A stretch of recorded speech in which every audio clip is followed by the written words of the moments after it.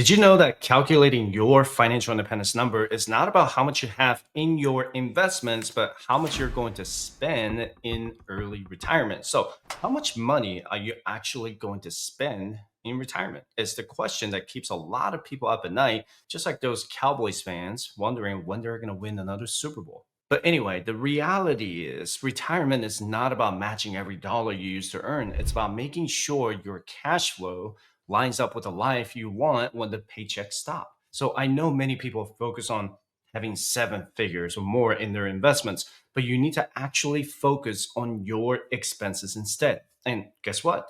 Most people discover that they don't need nearly as much as they thought. And that's where the 80% rule comes in. It's not some gimmick, it's a number that could quietly shape your entire retirement. And once you see how it works, you might realize you're farther ahead on your fire journey. So, what is an 80% rule? Basically, this is the portion of your current income that you will need to keep up your lifestyle once you retire. And this means you should plan on needing about 55 to 80% of your current income each year in retirement. But the number depends on how much you make now, how you plan to live later, and what your healthcare looks like.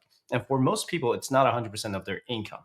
It's usually less, and that makes sense. When you're retired, you're not saving for retirement anymore. You might not have a mortgage and you don't have work related costs like commuting or buying clothes for the office. And your kids are grown and you no longer have to provide for them anymore. But before you start thinking retirement will be dirt cheap, I want you to remember that some expenses go down, others go up, and healthcare is the big wild card. So let's start with the basics, your expenses. I like to split this into two buckets, which are the essential and the non essential. The essential stuff is the bedrock, the foundation of your budget. This is the money you absolutely have to spend to keep the lights on and the fridge full. We're talking about things like groceries, which, let's be honest, are something you need to account for inflation. Housing, whether that's a mortgage, rent, or just property taxes and insurance if you have paid off the house. If you rent, you have to account for the annual inflation adjustments as well. And utilities like electricity, water, trash, and sewer. Your transportation costs, though, will likely go down since you won't be driving to work anymore. Insurance, like your car insurance and homeowners insurance,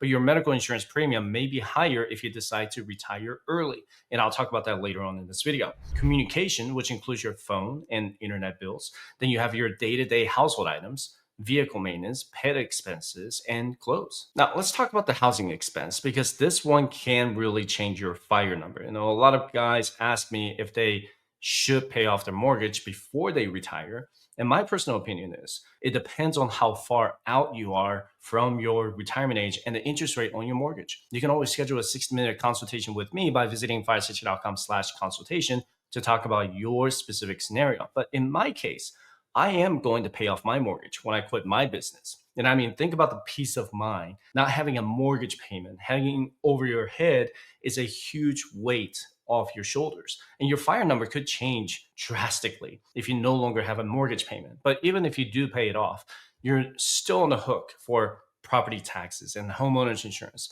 So don't forget to factor those in. And if you're planning on renting, you have to be ready for the fact that your rent will probably go up every year to keep up with inflation.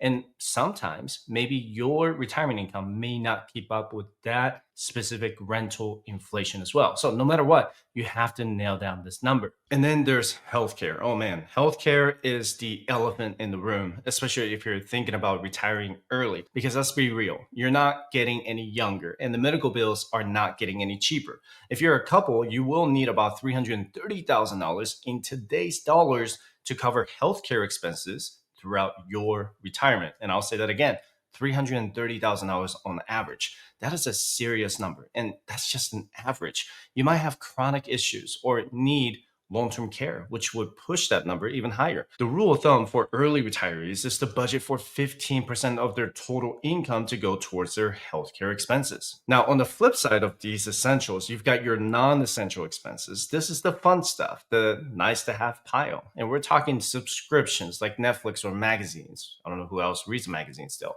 Credit card fees, eating out at restaurants, entertainment, travel, gifts, and any charitable donations you make. These are the things that you can be more flexible with. they are the first things to get trimmed if you need to tighten the belt. And this is where your personal lifestyle choices really come into play, and they can have a massive impact on your bottom line. So, how do we put all of this together and figure out your personal number? Well, you can start by figuring out your retirement income replacement ratio. And this is just a fancy way of saying what percentage of my current income will I need to replace? In general, the more money you make now, the less of it will need to replace in retirement. Why? Because a lot of these higher income earners are already maxing out their savings, maybe paying a higher percentage of their income on things that will go away in retirement. Now, let's use some numbers from Fidelity. If your annual income is less than $50,000, you will likely need to replace about 80% of it. And if you're in the $50,000 to $80,000 range, that number drops to around 75%. For those making $80,000 to $120,000, you're looking at about 70%. And if you're making more than $120,000, that percentage can drop to as low as 55 to 65%. Why the drop? Because high earners typically spend a smaller share of their income on essentials, and their lifestyle costs can scale back without hurting as much. Now, that's the textbook side of it. But let me say this as someone who has been seeing a lot of situations. These are starting points. They're not gospel. And I've met people who lived on way less than 55% because they cut back hard, and others who blew just right past 100% because they went all in on travel and bucket list adventures. And the rule gives you a ballpark, but you've got to personalize it. And we help our private clients personalize their expenses so they understand how much they really need to live on. So let's talk about how your spending habits actually change once you're retired. And it's pretty interesting, actually. And I was looking at the data from the Bureau of Labor, and it shows people under 55 spend about $58,000 a year on average. And the spending then increases a little bit right after they retire, say between age 55 and 65. And this is when you're most active and doing all the travel, picking up new hobbies, and maybe moving into that dream retirement home. And once you hit 65 and up, that drops closer to $50,000. Why? Housing usually goes down. You might downsize, pay off the mortgage, or relocate somewhere cheaper. At the same time, healthcare costs go up, and that's the trade off.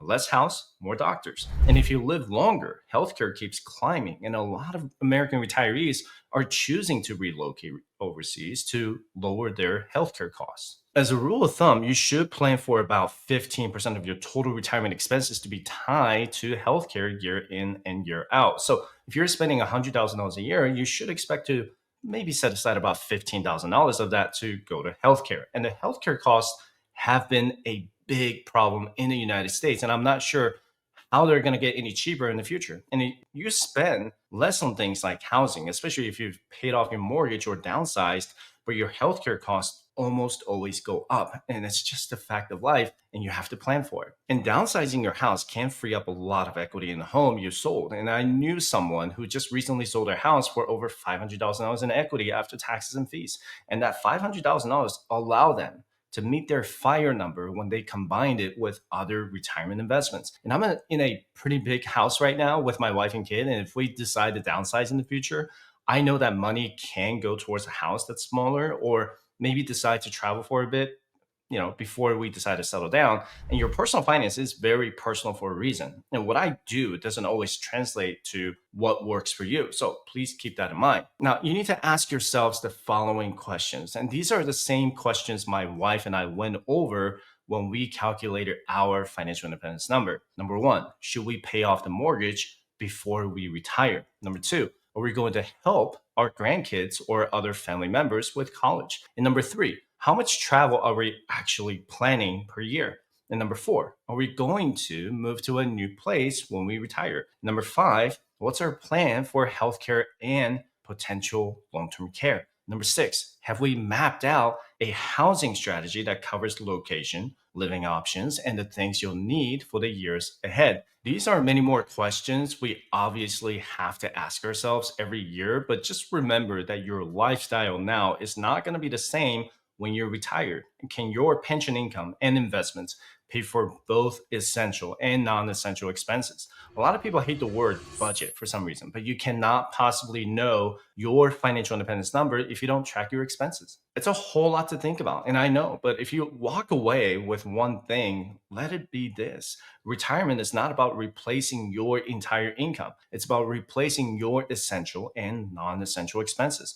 At the end of the day, the 80% rule is just that, a rule of thumb, but it's a powerful one. And it gives you a starting point. It makes the unknowns feel a little more concrete, and it helps you ask the right questions. And that's the whole point: confidence. Because when you know the numbers, you get to focus less on stress and more on enjoying the years you worked so hard for. And this has been another piece of a video, and I hope you got a lot out of it.